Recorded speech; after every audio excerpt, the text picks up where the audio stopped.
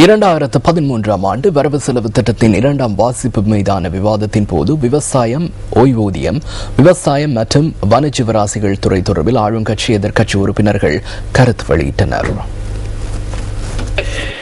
கமநல சேவை அமைச்சினால் ஏறக்குறைய பல்லாயிரக்கணக்கான ஆராய்ச்சி உதவியாளர்கள் இலங்கையின் தென்பகுதியிலே 20 வருடங்களுக்கு மேலாக அவர்கள் நியமிக்கப்பட்டிருக்கின்றார்கள்.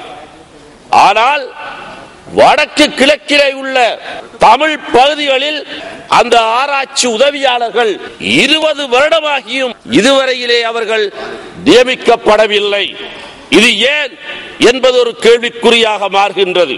மூதூர், கிண்ணியா போன்ற அந்த மீனவர்களுக்கான வீடமைப்பு திட்டம் இதுவரைக்கும் நான் நினைக்கின்றேன் சுதந்திரமடைந்த காலத்திலிருந்து அப்பிரதேசத்தில் மீனவர்களுக்கான வீடமைப்பு திட்டம் இதுவரைக்கும் ஏற்படுத்தப்படவில்லை.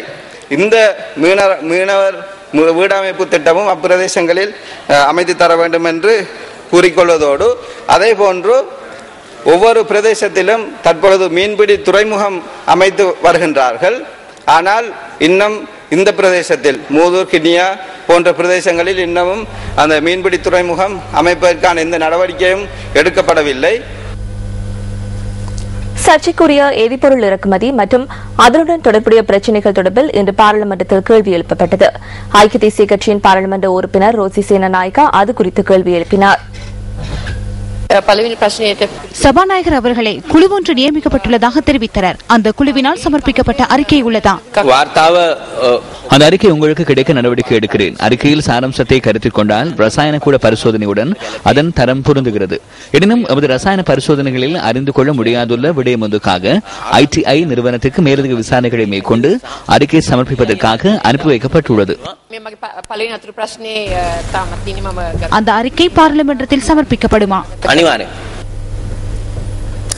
வடக்கு கிழக்கிலே உள்ள கணவர்மார்களை இழந்த பெண்களுக்கு இந்த வரவு செலவு திட்டத்தினூடாக கிட்டும் அனுகூலம் யாது என தமிழ் தேசிய கூட்டமைப்பின் பாராளுமன்ற உறுப்பினர் S. ஸ்ரீதரன் கேள்வி எழுப்புகிறார். சிறுவர் அபிவிருத்தி மற்றும் மகளிர் விவகார அமைச்சின் வரவு செலவு திட்ட ஒதுக்கீடு மீதான விவாதம் பாராளுமன்றத்தில் நேற்று இடம்பெற்ற போதே அவர் இதனை தெரிவித்துள்ளார். வடக்கு கிழக்கிலே 70,000க்கு மேற்பட்ட விதவைகள் இருக்கின்றார்கள். அந்த 70,000 விதவைகளுக்கும் ஏன் இந்த அரசாங்கத்தால் ஒரு கொடுப்பனவு கூட செய்ய முடிவதில்லை? எத்தனையோ குழந்தைகளோடு அந்த பெண்கள் தங்களுடைய வாழ்க்கையை கொண்டு நடத்த முடியாமல் மிகவும் கஷ்டப்பட்டுக் கொண்டிருக்கிற சூழலை நாங்கள் வடக்கு கிழக்கிலே பார்க்கிறோம். இவருடைய எதிர்காலம் மிக சூன்யமாக இருக்கிறது. ஆனால் இந்த நாட்டிலே இருக்கிற இந்த விதவைகள் குழந்தைகளோடு வாழ முடியாதவர்களுக்கு இந்த வரவு செலவு திட்டத்திலோ இந்த அரசாங்கத்திலோ என்ன நலனோம்பு திட்டம் உருவாக்கப்பட்டிருக்கிறது? இது ஒரு மிக மோசமான நிலையை தமிழர்கள் பக்கத்தில் உருவாக்கி இருக்கிறது. பெண்களை தலைமைத்துவமாக கொண்ட விதவைகளில் கணிசமானவர்கள் முல்லைத்தீவு, கிளிநொச்சி மாவட்டங்களில் சமுர்த்தி குடும்பங்களில் இணைக்கப்பட்டிருக்கிறார்கள். சிறைச்சாலையில் உள்ள இளைஞர்களை பொது மன்னிப்பின் அடிப்படையில் விடுதலை செய்வதன் மூலம் நாட்டில் நல்லெண்ணத்தை கட்டியெழுப்ப முடியும் எனவும் இதன் போது அவர் குறிப்பிட்டார். சிறைச்சாலையிலே இன்று பல இளைஞர்கள் இருக்கின்றார்கள்.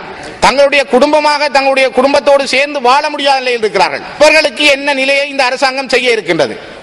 ஒரு பொது மன்னிப்பின் அடிப்படையில், ஒரு பெருந்தன்மை அடிப்படையில், புத்த பகவானின் போதனைகளின் அடிப்படையில் சிறைகளிலே இருக்கின்ற இந்த இளைஞர்களை படிப்படியாக திருமணம் முடித்தவர்களையாவது விடுதலை செய்வதன் மூலம் இந்த நாட்டிலே ஒரு நல்ல எண்ணங்களை உருவாக்க முடியும்.